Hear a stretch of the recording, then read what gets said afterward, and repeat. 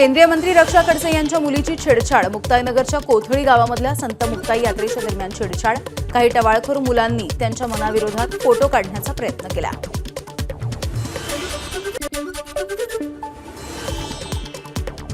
रक्षा खडसे यांच्या मुलीची छेड काढणारे शिंदेचे आमदार चंद्रकांत पाटील यांचे कार्यकर्ते।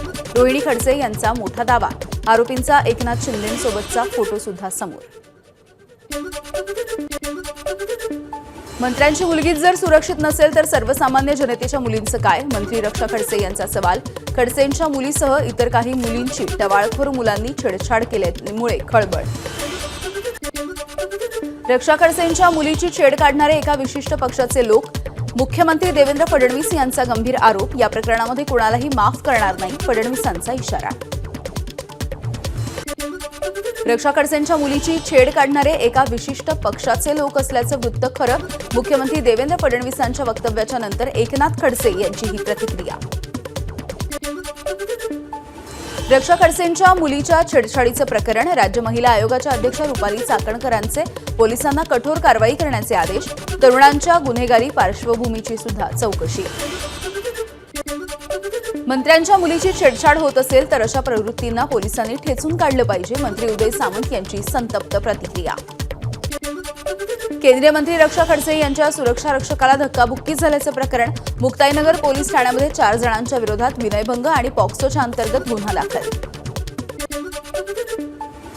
अर्थसंकल्पीय अधिवेशनाच्या पार्श्वभूमीवरती महाविकास आघाडीची बैठक। अंबादास दानवे यांच्या शासकीय निवासस्थानी ही बैठक झाली आहे। बैठकीमध्ये विरोधी पक्षनेते पदाविषयी चर्चा। अधिवेशनाच्या पूर्वी विरोधी पक्षाची पत्रकार परिषद। बीडचं प्रकरण, पुणे बलात्कार, प्रशांत कोरटकर या प्रकरणासह विविध मुद्दे अधिवेशनामध्ये उपस्थित करणार। अंबादास दानवे यांची माहिती। उद्यापासून सुरू होणाऱ्या अर्थसंकल्पीय अधिवेशनामध्ये सरकारला कोंडीत पकडण्यासाठी विरोधकांची रणनीती। कोकाटे आणि मुंडे यांच्या राजीनाम्यासाठी विरोधक आक्रमक होणार। राज्यामधली ढासळती कायदा सुव्यवस्था आणि महिला सुरक्षेच्या मुद्द्यावरून विरोधक सरकारला घेरणार। पुणे बदलापूरचं प्रकरण, बीड हत्या प्रकरणावरून विरोधक सरकारला घेरण्याच्या तयारीत। सत्ताधारी पक्षामध्ये नैतिकता शिल्लक राहिलेली नाही, विश्वजित कदम यांचं वक्तव्य। अधिवेशनामध्ये जनतेचे प्रश्न आक्रमकपणे मांडणार असल्याचं कदम यांनी केले स्पष्ट।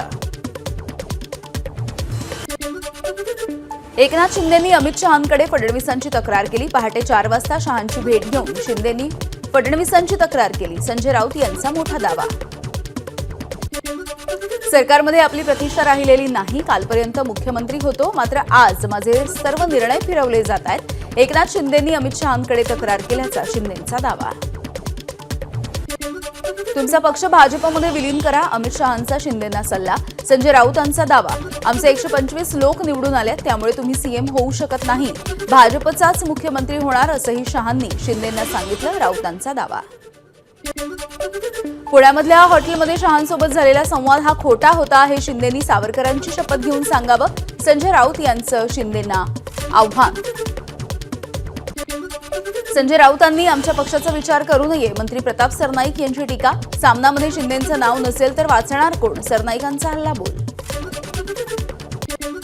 संजय राऊत बोलतात त्याच्या नेहमी उलट होतं, त्यांच्याकडून भडकावण्याचं काम सुरू असतं। राऊतांनी शिंदेंच्या तक्रारीबद्दल केलेल्या वक्तव्याच्या नंतर भाजपचे आमदार संजय केळकर यांची प्रतिक्रिया। शिंदेच म्हणाले गुवाहाटीच्या शिलेदारांमध्ये गोगावले पुढे होते। एकनाथ शिंदेंच्या बंडावरती सुप्रीम कोर्टाचे न्यायाधीश भूषण गवई यांचं मिश्किल वक्तव्य। महाडच्या दिवाणी न्यायालयाच्या इमारतीच्या भूमिपूजनाच्या कार्यक्रमामध्ये वक्तव्य। एबीपी माझा, उघडा डोळे बघा नीट।